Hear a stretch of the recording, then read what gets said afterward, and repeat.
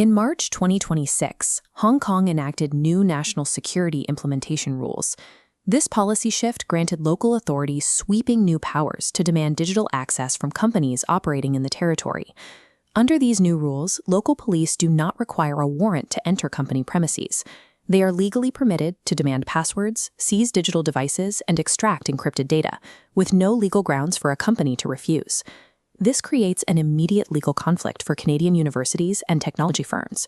While domestic Canadian laws require these institutions to protect sensitive data and intellectual property, refusing to comply with Hong Kong authorities now risks immediate criminal penalties and imprisonment. Operating in Hong Kong now forces Canadian researchers into a corner. They must decide whether to violate domestic data sovereignty or risk the freedom and physical safety of their local staff. These threats have reached Canadian soil. The RCMP recently confirmed that foreign states are actively harassing and intimidating people within the country, specifically targeting members of certain diaspora communities. Even when authorities are aware of these activities, prosecution remains difficult. Translating highly classified intelligence about foreign interference into evidence that can be openly disclosed in criminal proceedings is a complex structural hurdle. We can see the human impact of this at Stanford University. After a student published an article exposing Chinese espionage tactics on campus, she was met with a sustained campaign of online abuse and coordinated attempts to discredit her. Foreign interference has expanded past state-level corporate espionage. It is now a direct psychological pressure campaign, weaponized against individual students and academic researchers. Canada is responding with a top-down defensive strategy, starting with a significant strengthening of the Human Pathogens and Toxins Act. These legislative amendments modernize biosecurity protocols across universities, hospitals, and pharmaceutical research centers. The goal is to improve surveillance and ensure that dangerous biological materials cannot be accessed or misused by malicious actors.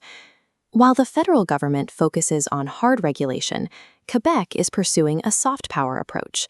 The province recently launched a new international network of science diplomacy research chairs to maintain scientific cooperation in fields like AI governance and climate change. This creates a dual-layered defense.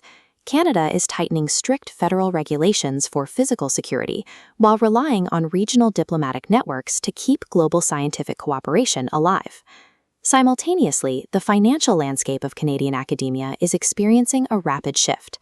Federal funding is actively steering universities towards sovereign, dual-use innovation that serves both civilian and military needs.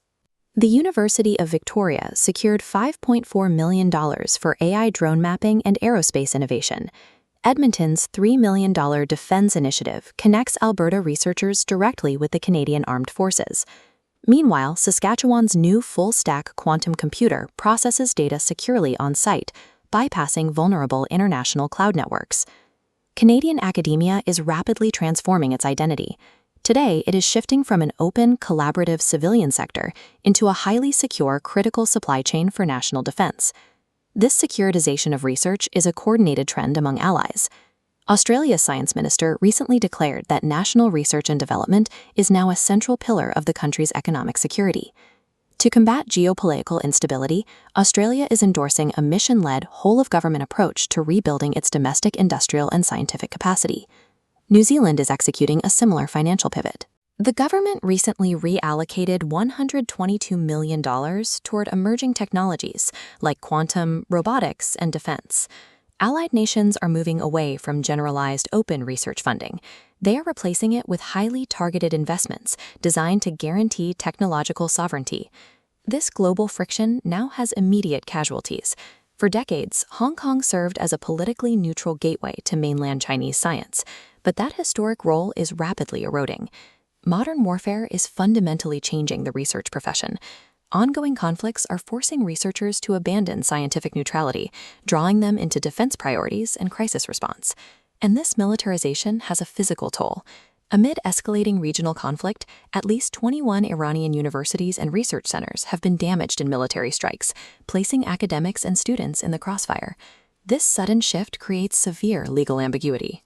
Legal experts warn that while academic institutions are typically protected civilian infrastructure, those used for military purposes may now be classified as legitimate targets. Open, borderless science is now a relic of the past. Research security has transitioned from a routine administrative checklist into the active front line of geopolitical defense.